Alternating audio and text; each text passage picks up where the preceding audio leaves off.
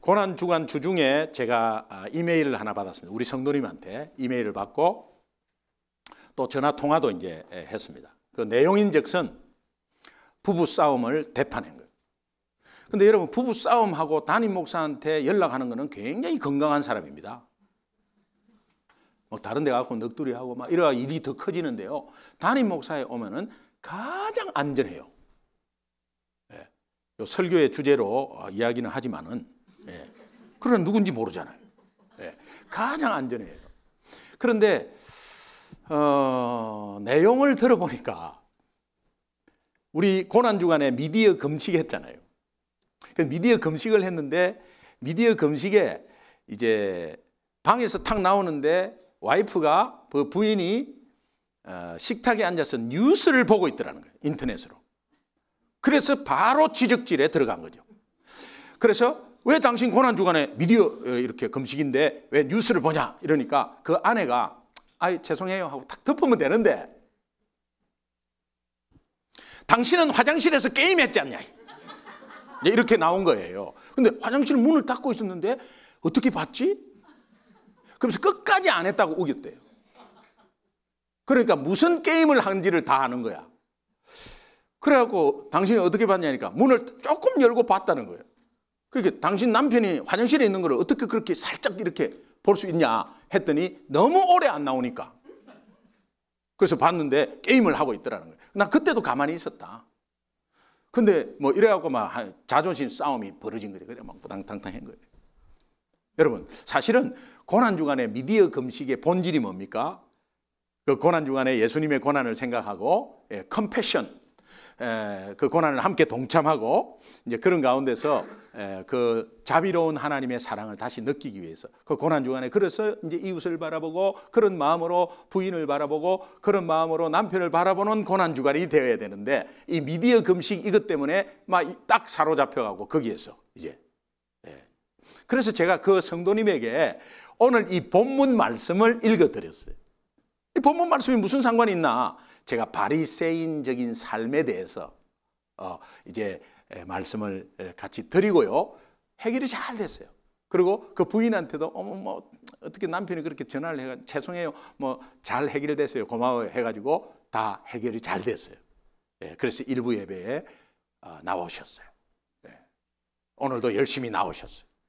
그런데 제가 이 본문을 읽어주고 나서 그냥 제 모습이나 우리 삶의 모습을 보니까 그냥 50보 100보라 다 이런 삶을 살고 있는 거예요. 그래서 이번 주에 이 설교를 해야 되겠다는 생각이 들었어요. 그래서 제가 1부 때 그 성도님이 앉아 계시면서, 그 성도님만 알겠죠? 그래서 뭐 이 주일 설교 소재를 주어서 너무 감사하다고 제가 인사를 드렸어요. 정말 이 우리의 삶이 다시 한번 좀 바리새인적인 삶이 아닐까를 한번 돌아봤으면 좋겠어요. 이 짧은 시간에 여러분 한번 다시 한번 우리의 삶을 돌아보는 귀한 기회가 됐으면 좋겠어요. 정신과 의사 전문인데 이무석 박사님이라고, 이분이 쓴 자존감이라는 책이 있어요. 자존감이라는 이 책 내용에 이런 말이 나옵니다. 말할 수 없이 분하고 창피하고 자신이 못나게 보일 때가 있습니다. 그럴 때가 있어요, 우리가. 우울하고 앞길이 막막하여 잠도 잘 안 오고 입맛도 떨어지고 기력이 없을 때가 있습니다. 저도 있었어요. 그러나 자학은 하지 맙시다. 인생을 살다 보면 이기는 게임도 있고 지는 게임도 있는 것 아닙니까? 그건 진 거죠. 이번 게임에서는 진 것입니다. 인정하라 이 말이에요. 그것을 인정하고 다음 게임을 창조적으로 준비해야 합니다. 제가 이걸 읽으면서 전도할 때, 우리 고구마 전도할 때, 안녕하세요, 혹시 예수님 믿으십니까? 10원짜리 20원짜리 이러면요, 아니 내가 뭔 잘못을 했어? 내가 예수 믿으라 했는데 네가 내한테 10원짜리 할 수 있냐? 내가 무슨 잘못이 있어? 그러면서 거기에 상처받아가지고, 그러면서 막 목사님도 미워지는 거예요. 왜? 안 나가려는데 하도 나가라 해가지고 그래 나왔는데 오늘 내가 이런 창피를 당하지 않느냐 말이야. 막 이래가지고 막 그러면 이제 다음 사람을 말을 못하게 돼 있어요. 혹시 예수 믿으십니까? 10원짜리 20원짜리 오 코팅 고구마구나. 아 이거는 굉장히 딱딱하구나. 그 다음에 안녕하세요 예수 믿으십니까? 저리 가세요 우리는 그런 거 안 믿습니다. 이러면은 오 생고구마구나. 그러면 다음에 할 수 있는 기회가 굉장히 많아지는데 너무 거기에 상처받아 버리면 그 말에 다음 것이 안 되죠. 모든 영업이 다 똑같습니다. 거절의 불안, 이 거절의 창피함 때문에 영업의 범위가 좁혀져요. 이런 건 세상 법칙과 비슷하거든요. 근데 여기에서도 그런 말을 해요. 진 것은 진 것으로 돌려버려야지. 뭐 진 것에 얽매여가지고 막 이렇게 한다면 그건 진 게임이다. 그럼 다음 게임을 또 딱 준비하는 거죠. 전체 라운드는 이 땅 끝날 때 보자는 거야. 그래서 다음 게임을 창조적으로 준비합시다. 과거 진 게임에 연연하면 열등감이라는 함정에 빠집니다. 이 열등감은 자신의 외모나 능력이 자기와 생각하는 기준에 미치지 못할 때 그런 자신을 부끄럽게 생각하는 심리입니다. 이 열등감은 자기 인생을 온통 상처투성이로 만들어버립니다. 열등감으로 받은 과거의 상처는 자신의 내면의 깊은 곳에서 항상 문제의 핵심으로 자리 잡고 있습니다. 이 말에 공감을 합니다. 여러분 저는 이 책을 읽으면서 한 가지 딱 느낀 점이 뭐냐. 자신의 미래를 막는 가장 큰 장애물이 뭐냐? 자기 자신이라는 거예요. 자신의 미래를 가로막는 장애물은 환경이 아니라는 거예요. 돈이 아니라는 거예요. 남 탓이 아니라는 거예요. 자기 자신이라는 거예요. 저도요 목회하면서도 그렇고 인생을 살아가면서 지금 제가 목회하기 전에도 그렇고 제가 사업할 때도 그렇고 일반 집사 때도 그렇고 항상 가장 영적 싸움의 1선은 내 자신이었고 내 자신과의 싸움에서 이기면 모든 것을 이겼습니다. 세상은 이것을 긍정적인 생각으로 의지로 이기라고 말합니다. 그러나 절대 그렇지 못하죠. 그렇게 할 수도 없어요. 자기의 한계는 분명히 오기 때문에요. 네. 그래서 하여튼 자기 미래를 가로막는 것은 자기 자신이지 남이 아니라는 거예요. 저는 이 결론을 먼저 내리면서 말씀 좀 드리고 싶습니다. 여러분 잘 아는 우리 모세는 40년 동안 왕자로 있다가 애굽 사람이 자기 민족을 학대하는 모습을 보면서 의협심에 또 민족을 사랑하는 마음에 그 자기 민족을 괴롭히는 그 사람을 살인을 했어요. 죽였습니다. 칼로 찔러 죽였습니다. 그러고 도망을 나왔어요. 왜 도망 나왔겠나? 그렇게 딱 찌르면 자기 민족이 200만이 넘는 민족이 왁 들고 일어나서 우리 모세가 우리를 위해서 저렇게 큰 일을 했다. 우리 모세를 따릅시다. 이렇게 해야 되는데 콧방귀도 안 꼈어요. 엄청난 상처를 받았죠. 여러분 입장을 바꿔 생각해 보세요. 어느 공동체를 위해서 어느 조직을 위해서 열심히 일했어. 그런데 그 조직은 그 사람들을 거들떠보지 않는다. 엄청난 상처를 받죠. 내가 이 회사에 목숨을 바쳐서 했어. 그런데 어느 날 잘려버려요. 굉장한 상처를 받아요. 또 내가 저 사람을 위해서 열심히 일했는데 그럼에도 불구하고 저 사람이 나를 못 알아주고 오히려 거들떠보지도 않는다면 그거는 상처는 굉장히 큰 거거든요. 그래서 이 상처가 40년 동안을 광야에서 엄청난 열등감으로 살게 했습니다. 80세 노인 모세는 이것이 풀리지 않아서 하나님이 너와 함께 있겠다고 그렇게 이야기하면서 네가 애굽으로 다시 가서 너희 백성을 이끌어내라 하는데 못한다고 이야기합니다. 여러분이 어떤 사역이나 어떤 상황 속에서 목사님 이건 못해요. 저는 못해요. 이런 것이 여러분이 겸손이라고 생각하지만 뒷면에 보면은 과거의 상처에 열등감이 자리 잡고 있는 거예요. 이거는 정신적인 의학 용어로 들어가면 또 조금 깊게 들어가는데 같은 맥락이에요. 결론은 과거의 상처예요. 우리는 거기를 쓴뿌리 이렇게 이야기하는데 저는 쓴뿌리 이런 말 자체가 기분 나빠. 기분 나쁜 것보다도 뭔 내한테 쓴뿌리가 있나 또 더 반감이 있어요. 근데 상처가 없는 사람 어디 있어요? 저도 아버지한테 상처받은 게 있고요. 저도 이웃한테 상처받은 게 있고요. 저도 성도한테 상처받은 게 있어요. 상처 없는 사람이 어디 있어요? 여러분 상처 안 받은 사람 있습니까 여기? 다 있어요. 다. 상처 안 받은 사람이 없어요. 다 있어요. 그런데 문제를 야기하고 인생을 망치게 하는 핵심 요인이 뭐냐? 핵심 원인. 나의 인생을 망치는 핵심 요인이 뭐냐? 환경이 아니다. 남이 아니다. 바로 자기 과거다. 자기 과거에 받은 상처. 그런 것들이. 여러분이 짧은 시간이지만요. 여러분이 정신과 의사에게 상담을 하고 뭔가 좀 이렇게 분노가 있고 부부싸움이 잦고 뭐 이럴 때 상담을 하러 가는 그 많은 시간의 상담 내용과 오늘 이 짧은 설교 내용에 여러분 이 말씀 가운데서요. 오늘 이 말씀으로 여러분들이 회복됐으면 좋겠어요.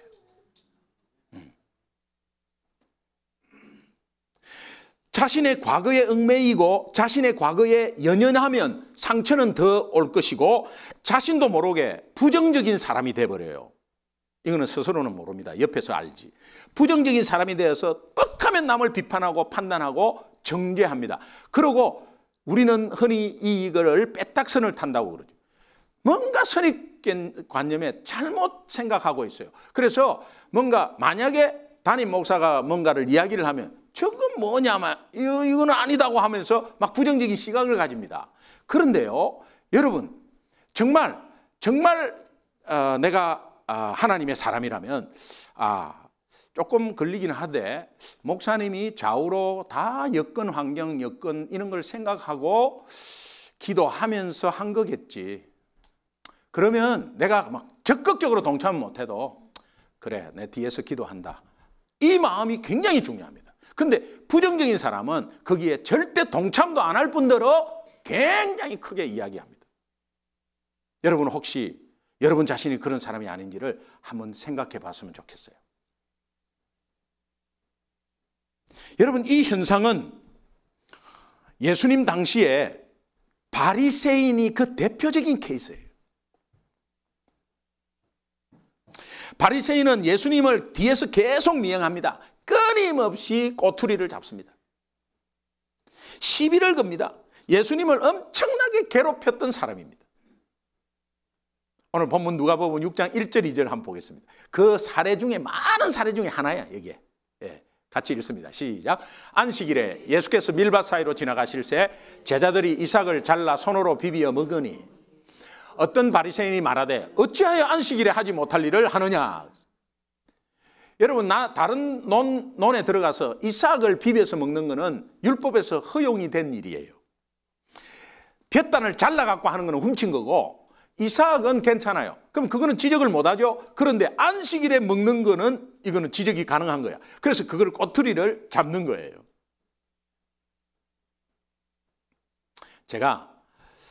우리가 바리새인 하면은 선입견이 뭐 있습니까? 우리가 바리새인 하면은 무슨 선입견이 있죠?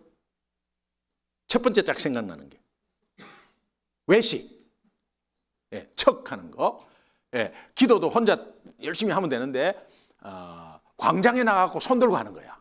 이렇게, 나 기도한다. 이렇게 손 들고 하는 거야. 이제 그런 모습을 보면 자기가 그런 모습이면 오늘 찬양하면서 손 들면 이렇게 보는 거예요. 다른 사람도 다 그렇게 보는 거예요. 이제 이런 바리새인의 선입견이 잘못된 우리의 선입견들이 있습니다. 그러나 여러분 바리새인을 거슬러 올라가면 그렇지 않습니다. 제가요 신학교 다닐 때 바리새인을 위해서 연구한 적이 없어요. 그런데 오늘 이 설교 준비하면서 일주일 동안 여러 문헌과 바리새인에 대해서 엄청나게 많은 것을 제가 거의 막 독파하듯이 했어요. 이게 책 한 6권에 대해서 바리새인에 대해서만 그거 그냥 계속 봤어요. 그래서 제가 요약한 게 어떤 내용이냐면 이 바리새인이 BC 2세기경에 셀루코우스 왕조라는 말 들어보셨어요? 셀루코우스 왕조라는 이 왕조가 있었습니다. 이 왕조를 조금 거슬러 올라가면 알렉산더 대왕이에요. 알렉산더 대왕은 헬라의 그리스의 세계를 제패한 사람인데 이 알렉산더가 30대 초반에 요절을 합니다. 근데 알렉산더 대왕의 직속 부하 장군 2명이 있었는데 한 장군은 동부 전선을 장악한 프톨레미라는 사람이 있었고 서부 전선을 장악한 프톨레미라는 사람이 있었고 한 장군은 동부 전선을 장악하고 저 인더스 문명까지 내려가는 셀루쿠스라는 사람이 있었어요. 부하 장군이 있었습니다. 알렉산더가 딱 죽자마자 이 두 부하가 각각 왕조를 만들었는데 이거 똑같은 헬라 왕조입니다. 그래서 똑같이 왕조를 만들었는데 이 프톨레미 왕조는 이집트 전체를 다 장악합니다. 그래서 이집트의 프톨레미 왕조, 이 프톨레미 왕조에서 클레오파트라가 나옵니다. 그 다음에 셀루쿠스 왕조는 유프라테스 티그리스 강 있는 바벨론, 아수르, 그 다음에 페르시아 이쪽에 장악한 셀루쿠스 왕조. 이 셀루쿠스 왕조가 거기에서 장악하면서 이제 서부를 야곱야곱 먹어가는데 거기에 이스라엘을 먹은 때가 셀루쿠스 왕조 8대 왕인 안티오쿠스 4세라는 사람입니다. 그 안티오쿠스 4세가 이 사람의 이름이 뭐냐니까 에피파네스라는 사람이에요. 들어보셨어요? 예. 아무리 안 들어봐도 귀담아 들어보십시오. 예. 안티오쿠스 4세의 에피파네스, 이거는 역사적으로 그대로 있는 인물이에요. 안티오쿠스 4세 에피파네스가 유대를 점령하면서 유대 예루살렘 성전에 제우스 신, 그 헬라 신이죠. 제우스 신상을 들여다 놓고 모든 유대인은 제우스의 신상에 절하라. 이제 그렇게 했습니다. 절하지 않는 사람은 그 자리에서 적형을 했습니다. 엄청난 유대인이 많이 죽었어요. 이제 그러한 가운데서 내부적으로 분기가 일어납니다. 분기가 일어나서 내부적으로 우리 유대를 살리자는 그 분기가 일어나면서 이 마카비 가문이라는 데서 지도자가 되어갖고 마카비 혁명이 일어납니다. 이게 구약과 신약 사이에 공간의 400년 기간에 있었던 사건들이에요. 자, 그래서 이 마카비 혁명이 일어나면서 이제 유대는 독립을 합니다. 안티오쿠스 4세를 물리쳐버려요. 독립을 해갖고 100년을 유지하는데요. 이때 뭔가 의식이 있는 사람이 이제는 우리 율법을 모세오경의 율법을 생명같이 지키자라고 들고 같이 힘을 합한 그 사람이 바리새인이에요. 바리새인의 원조예요. 그런데 이제 율법을 막 강하게 하니까 제사가 드디어 다시 한번 부각되고 강해지면서 제사장의 역할이 더 강해지고 대제사장이 권력을 갖게 됐어요. 그래서 누가 대제사장 할 것인가가 암투가 벌어지고 그런 가운데서 바리새인은 상처를 받습니다. 헬라 쪽에도 상처를 받고 드디어 로마가 서서히 커지기 시작합니다. 로마가 서서히 커지기 시작해서 하나하나 잡아먹는 가운데 힘이 로마에게 있다는 것을 알고 대제사장은 로마에 붙기 시작합니다. 예수님 바로 오기 전입니다. 로마에 붙기 시작합니다. 붙는 가운데서 이 바리새인은 헬라 문화에도 상처받고 로마에도 상처받고 그 다음에 같은 민족인 대제사장에게도 상처를 받습니다. 그러면서 시간이 지남에 따라서 율법을 지키자는 이 바리새인의 본질을 잃어버리기 시작합니다. 그러면서 그 상처로 나타난 것이 뭐냐? 계속 지적하고 왜? 속은 아닌데 이미 다 무너졌는데 겉으로는 바리새인은 모든 군중이 리스펙트 하거든요. 모든 군중이 그냥 다 존경하기 때문에 존경하는 것을 받기 위해서는 그런 척 할 수밖에 없었고 내부적으로는 상처로 다 무너져 버렸습니다. 이것이 앞장선 것이 예수님 때에 바리새인이 맨 앞에 서가지고 예수님을 지적하기 시작한 겁니다.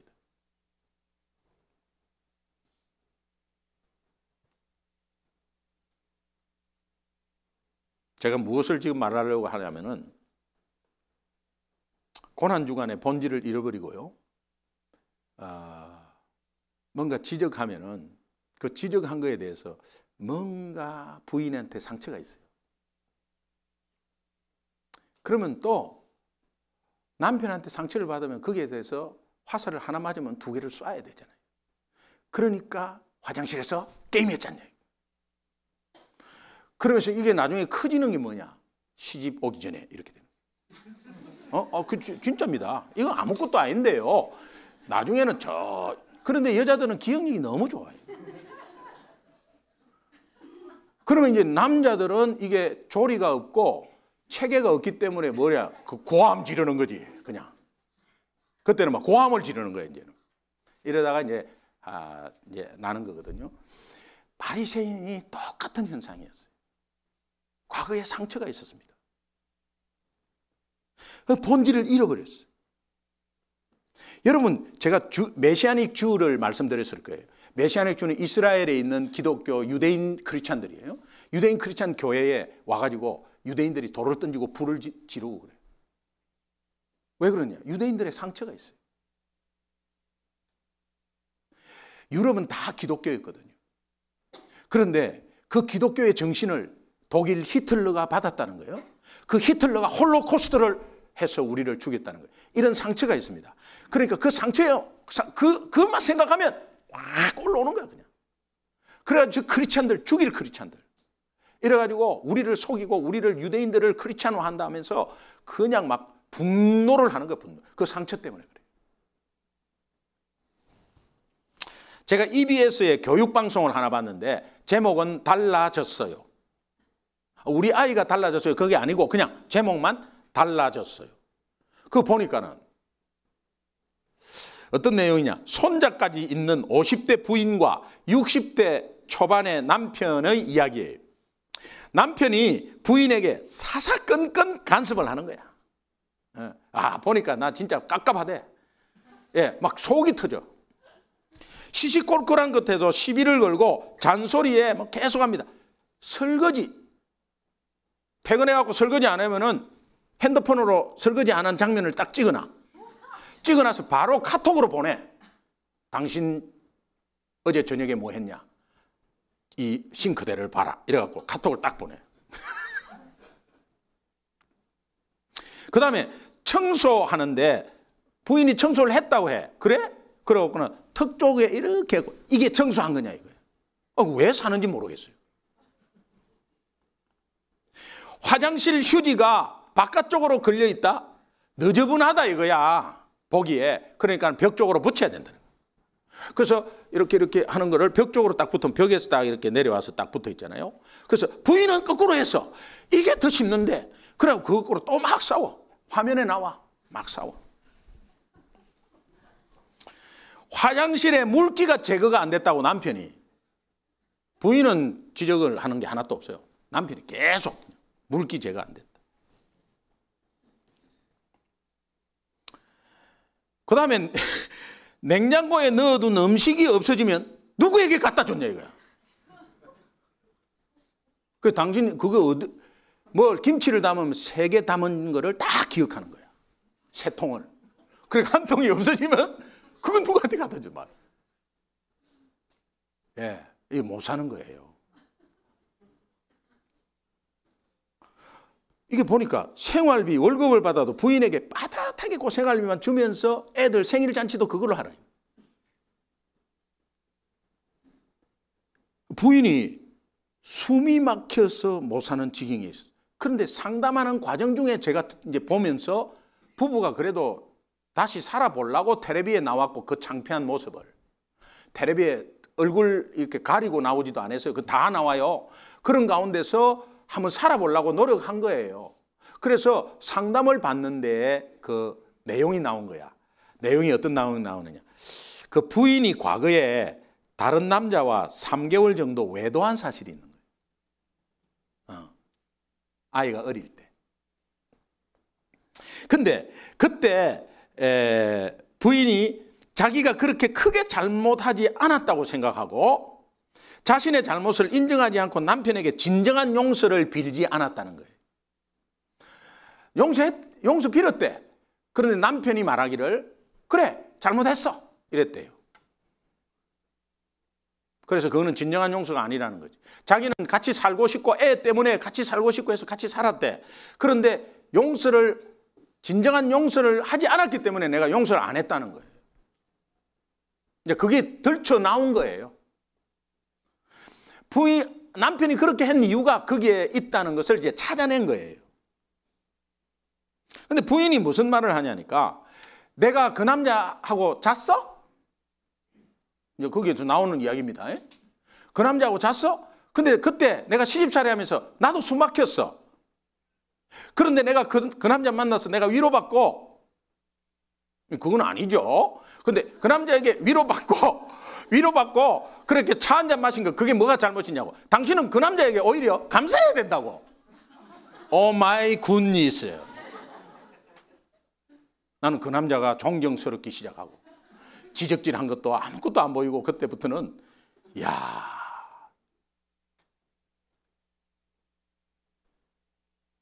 근데 그 남편이 과거 부인의 외도 사건으로 인해서 마음의 상처가 완전히 해결되지 않으니까요, 그것 때문에 나오는 게 뭐냐? 이거 왜 잘못했냐? 저거 왜 잘못했냐? 음식 누구한테 갖다 줬냐?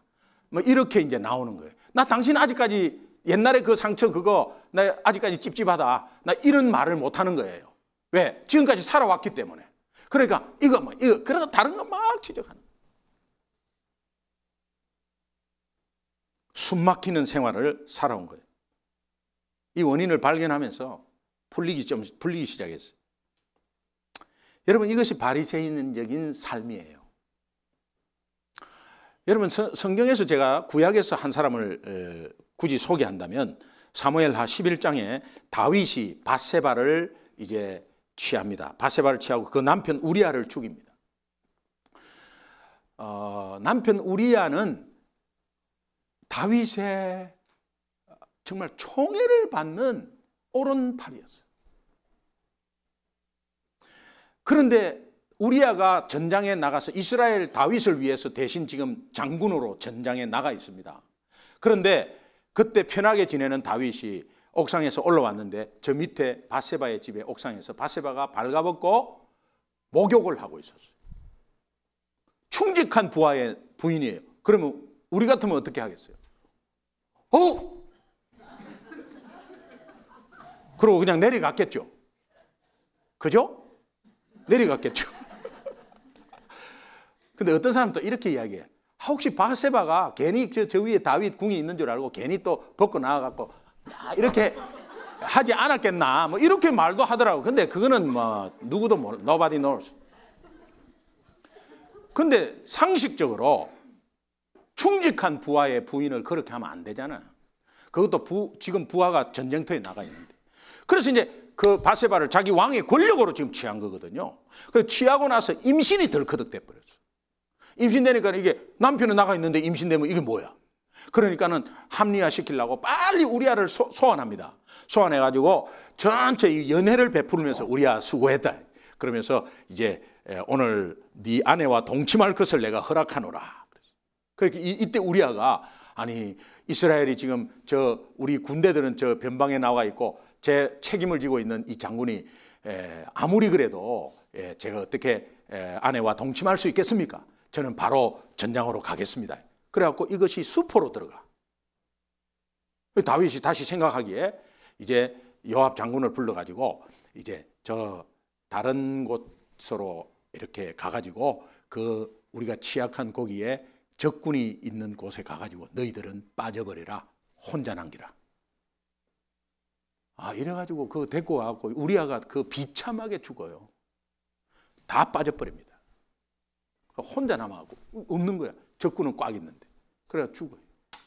이 무슨 상황입니까? 아니 부인을 취하는 것도 지금 죄인데 이 부인의 남편을 그렇게 죽여버려요. 제가 짐작컨대 1년 이상은요.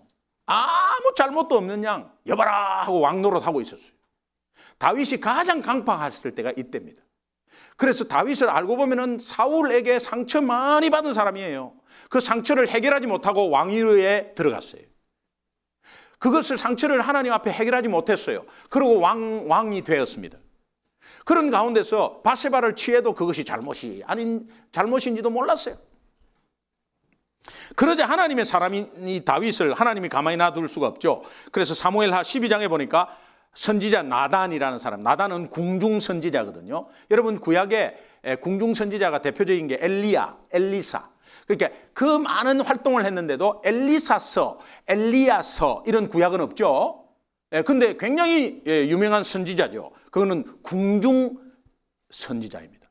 이 나단도 궁중 선지자인데 이 궁중 선지자가 다윗을 찾아와갖고 이제 그의 잘못을 비유를 들어서 지적하는데요. 한 성읍에 양과 소를 엄청 많이 둔 부자가 살았습니다. 어느 날 그 부자 집에 손님이 와서 그 부자 손님을 대접하려고 하는데 부자는 자기가 가지고 있는 많은 양과 소를 아끼고 잡지 않고 딱 한 마리밖에 없는 가난한 이웃의 새끼 암양을 뺏어서 그 손님 대접하는 데 사용했습니다. 다윗이 그걸 듣고 나서 저런 그놈을 당장 잡아와서 그놈은 죽여야 된다 이렇게 말합니다. 그때 나단이 바로 너다 그랬어요. 그때 나단이 죽을 수 있어요. 그 나단 같은 용기 있는 자가 있어야 돼. 바로 너다 그랬어요. 그때 이 하나님의 사람이 꽉 찔리는데요. 이제 이런 상황 가운데서 다윗이 뭐라고 했냐? 격분해가지고 사무엘하 12장 5절 보겠습니다. 같이 읽습니다. 시작. 다윗이 그 사람으로 말미암아 노하여 나단에게 이르되 여호와의 살아계심을 두고 맹세하노니 이 일을 행한 그 사람은 마땅히 죽을. 근데요, 여호와의 살아계심을 두고 맹세한다. 여호와의 이름으로 절대 맹세하지 마라 이랬거든. 우리가 너무 답답하면요. 네, 하나님 살아계심으로 뭐 이렇게 그거는 아무리 진짜라도 그렇게 말하지 마세요. 하나님의 이름을 망령되게 하는 거예요. 이제 이 사람이 본인이 감각이 없으니까 이런 말도 막 하는 겁니다. 그런데 보세요. 영적으로 어두워지고 무디한 사람의 특징이 뭐냐? 자신에 대해서는 점점 무뎌지고 타인에 대해서는 과하게 반응한다는 거야. 왜? 무슨 물건을 빼앗으면요, 율법의 4배를 갚아주면 돼요. 그래서 어린 새끼 양을 빼앗아 가지고 그걸 없앴으면 양 새끼 4마리를 주면 돼요. 그게 율법이에요. 그렇게 하면 되는데 죽여라 이렇게 되는 거예요. 자기가 영적으로 무딘 사람은 남은 과하게 지적해버려요. 네. 그리고 자기가 뭐 이렇게 조금 다른 사람하고 이렇게 좀 하면은 나는 그거는 로맨스돼. 근데 다른 사람 하면 저 불륜 저 죽일 자들 막 이렇게. 여러분, 우리가 오늘 과거의 상처 때문에 내가 그것이 잠재적으로 있을 때, 그게 중앙에 딱 있을 때 어떤 사람을 과하게 지적한다. 여러분 스스로 돌아봐야 돼. 뭔가 막 상상의 나래를 펴고 막 지적하기 시작한다. 이거는 문제가 나한테 있는 거예요.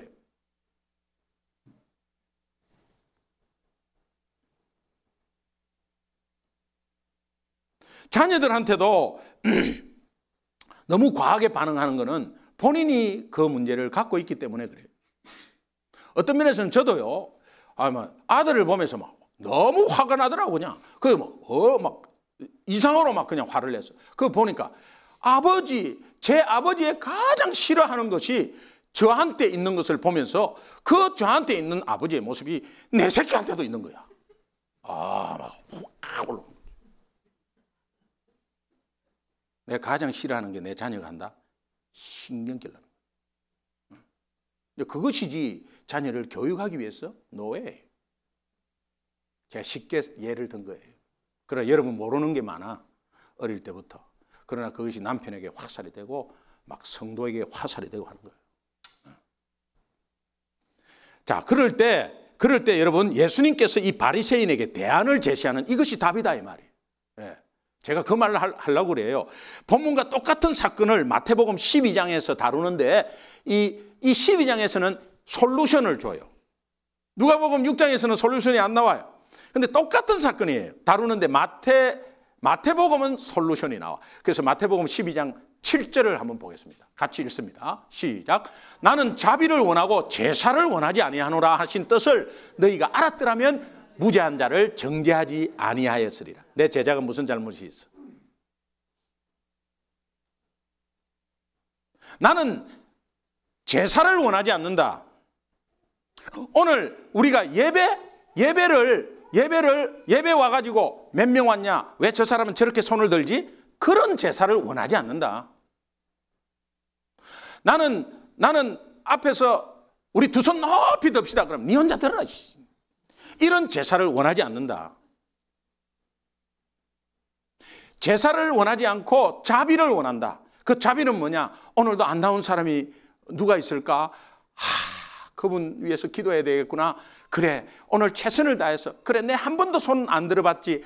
에라이 모르겠다 주여. 한번 손 들고 또 그런 마음으로 이렇게 하는 것을 원한다. 그래서 제사를 원하지 않고 자비를 원한다. 이 자비를 한번 찾아봤어요. 자비를 찾아보니까 NASB 성경에는 compassion 이렇게 돼 있어요. compassion은 함께 하다.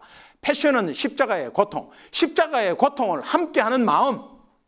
그걸 원한다. 오늘 여러분이 교사를 하고 봉사를 했을 때 그 봉사하면서 부딪히는 문제, 또 봉사하면서 왜 저 집사는 봉사를 하면서 왜 저렇게 안 나올까? 왜 늦게 나와? 라고 하는 그 마음을 가지는 것을 원치 않는다. 그거를 받지 않는다. 네가 봉사하는 그 교사, 식당에서 봉사하는 그것, 순장으로 봉사하는 그것, 하나님의 십자가의 고통과 사랑을 가진 그 마음을 나는 받기를 원한다. 그걸 알았더라면 네 지적을 안 했을 거야.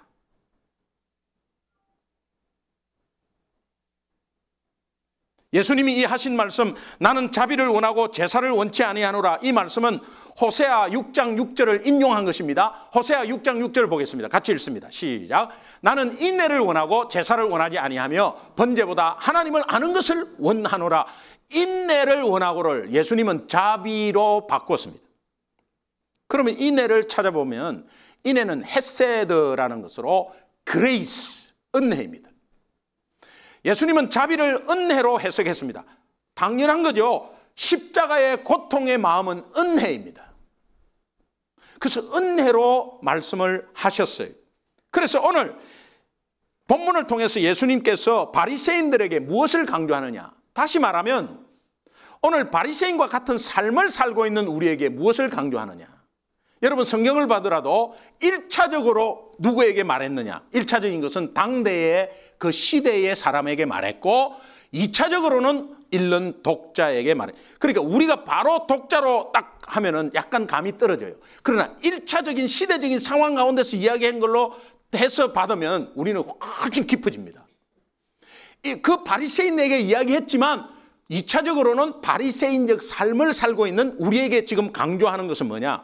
신앙생활에서 형식과 행위를 지키는 것도 중요하지만 그 속에 담겨져 있는 본질을 절대 잃지 말라.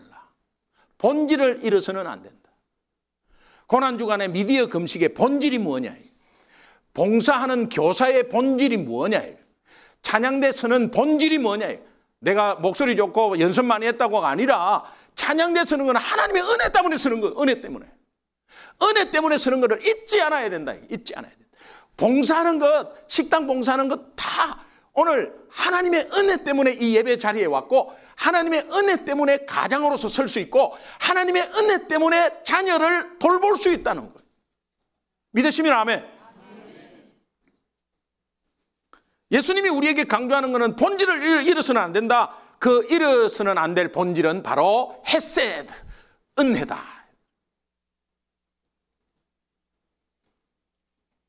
제가요 이런 부분에서는 사실 여러분보다 제가 더 문제입니다. 저는 설교 준비하면서 이거를 절실하게 깨달았습니다. 제가 설교할 때요 복음으로 살지 못하고 복음으로 일어서지 못하는 이 크리스찬에 대해서 막 힘을 주고 목에 힘을 주고 막 강조하는 설교 가운데 과연 그 마음으로 했는지 아니면 그렇게 따라오지 못하는 것에 대한 상처로 했는지. 그래서 이 설교 준비하면서 제가 지금까지 한 설교를 10편을 뽑았어요. 여러분 제 설교를 제가 듣는 게 굉장히 불편합니다. 뭐 창피합니다 좀. 그래서 잘 안 들려요. 그래도 내가 그런 부분이 없는가. 그래서 10편을 뽑았는데 7편밖에 못 들었어요. 근데 7편 듣는데도 공통 부분이 있었어요. 공통 부분이 있었어요. 제 스스로 좀 묻는 것이 있었습니다. 왜 성도들을 과하게 막 이렇게 이야기하고 또 설교에 과한 점은 좀 없었는가 이런 것들을 좀 중점적으로 제가 스크린을 했습니다. 근데 제게 스스로 묻는 질문이 김기동 너는 목회의 본질을 잃고 엉뚱한 곳으로 혹시 가고 있는 것 아닌가? 이런 이제 질문이 좀 있었고요. 나는 은혜 잃은 바리새인적 목회를 하고 있지 않나? 이런 생각을 하게 됐어요. 소중한 교회 비전이 한 영혼을 소중하게 여기는 영혼 사랑 공동체다. 저의 목회 비전이 뭐냐? 소중한 교회 비전은 한 영혼을 소중하게 여기는 영혼 사랑 공동체. 목회 비전은 훈련 목회입니다. 이 두 비전을 구현해 내느라고 생활전선에서 마음이 아프고 정말 경제적인 문제에서 헤매는 성도들의 이해를 하지 못하고 훈련하라고 푸시한 적은 없었는가? 또 그것에 대해서 마음 아파하고 목요 새벽 예배가 있는데 특송에 안 나오는 사람을 막 또 생각하면서 마음 아파하고 그런 가운데서 설교가 싸나워진 적은 없었는가? 이런 생각을 해봤어요. 제 자신에게 결론이 있습니다.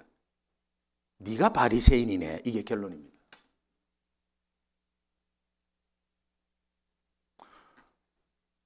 제가 생각할 때 제가 바리새인이에요. 여러분, 이 설교를 통해서 제가 바리새인이라는 것을 깨닫게 해주신 것이 너무 감사해요.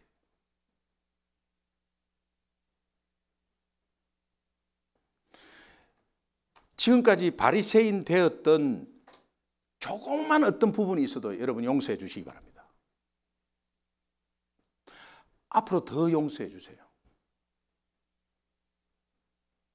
제가 목요일 날 이것을 혜택을 받았어요.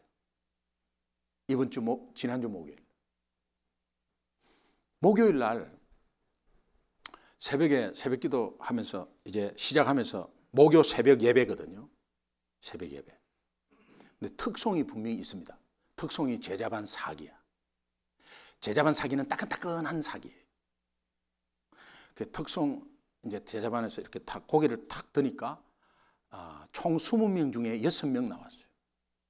자, 제자반 3기는 또 조금 지났다고 은혜가 떨어졌다고 생각할 수 있어요. 사기 중에 특히 여성 제자반에게 내가 다 신신당부를 했어요. 네. 꼭 좀 합시다. 그 다음에 남자들에게는 다 전화를 했어. 그리고 카톡을 했어. 그러고 나서 사역반은 당연히 나오는 거겠지. 그래서 수요일 날 사역반에 제자반 이제 1기, 2기, 3기 다 한 사람 중에 사역반에서 이랬습니다. 목요 새벽 예배 우리가 공식 예배니까요. 우리가 훈련받은 사람이 앞장서서 앞에 서 있어야 받지 않는 사람이 정말 참 다르네 이렇게 여길 것이다. 우리가 보여주기 위한 것이 아니라 우리 중심 아니겠냐.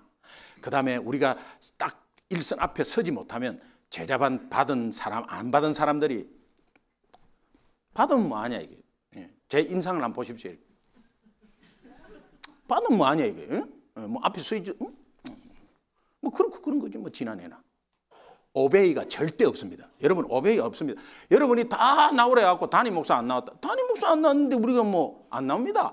여러분 절대로 오베이가 없습니다. 그러나 정면으로는 이야기 안 합니다.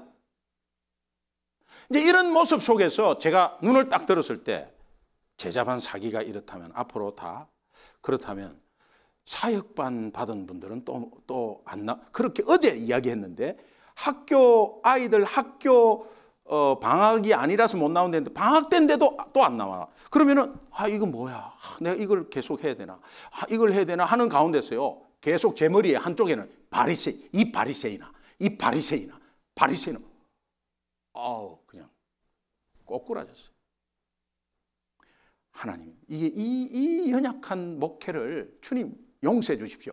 그들이 어떤 상황 가운데 있는지도 모르고 그냥 자기 주장만 해가지고 자기의 모습만 해가지고 그렇게 해서 그 사람들을 판단한다면 이 목회가 무슨 목회가 되겠나 하는 생각이 물밀듯이 오면서요. 하나님 용서해 주십시오.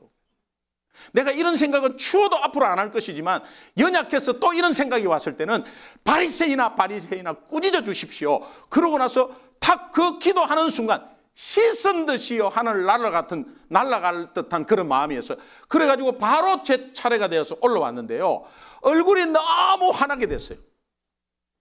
그걸 누가 봤느냐? 최준성 형제가 본 거예요. 어느 목요일보다도 너무 빛난 얼굴이었다.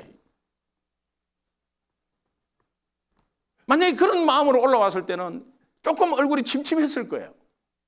그런데 하나님이 그런 은혜를 주시고, 야, 그렇지, 그래도 저들이 다른 부분에서 다 역할을 하고 있지 않는가라는 생각을 하니까 그때부터 감사가 막 쏟아지면서 막 눈물이 콧물되는 거예요. 여러분, 하여튼 저를 용서해 주시기 바랍니다. 그리고 좀 더 용서해 주세요. 어떤 분은 뭐 용서할 게나 있나 생각도 안 했는데 뭐 그래도 지금부터는 용서해 주세요. 예. 그래서 연약한 목회가 조금씩 세움받고 이제 나아가는 것입니다. 혹시 여러분은 어떠세요? 여러분은 혹시 집안에서, 교회에서 혹시 바리새인으로 살고 있지는 않으세요? 저는 여러분이 지적하고 정죄하고 판단하는 것 이해는 합니다. 왜? 마음에 안 드는 부분도 있고 여러분의 스타일이 있으니까. 그러나 그것이 바리새인이라고 한다면 예수 믿는 사람으로서는 맞지 않는 생활이잖아요. 잃어서는 안 될, 절대 그 어떤 상황 속에서도 잃어서는 안 될 본질, 은혜. 내가 오늘 이 자리에서도 은혜.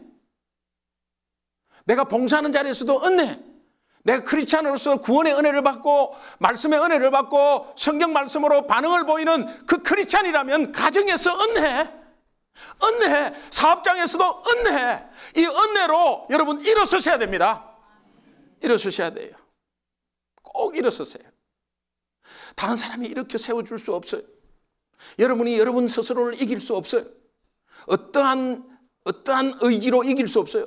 여러분이 이겼다고 생각하지만 어느 순간 넘어질 때는 다 깨져버립니다. 그러니 은혜 아니면은 일어설 수 없습니다. 그러니 지금까지 주신 은혜, 받은 은혜 순간순간 생각하고 날마다 은혜를 사모하고 은혜 있는 자리를 사모하는 여러분 되시기를 주님의 이름으로 축원합니다.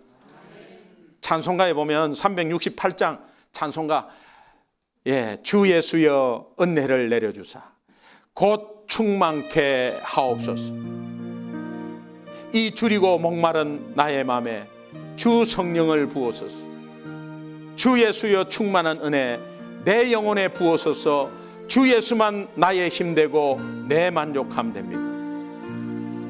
주 예수여 은혜를 내려주사 곧 충만케 하옵소서.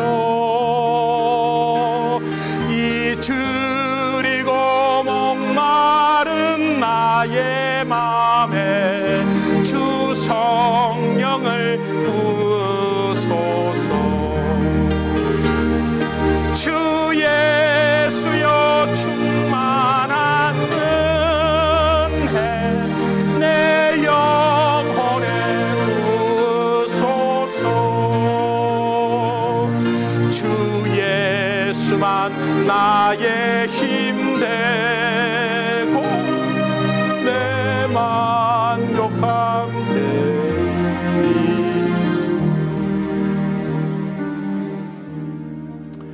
옆 사람하고 한 번 딱 인사합시다. 은혜가 아니면 바리새인이래요.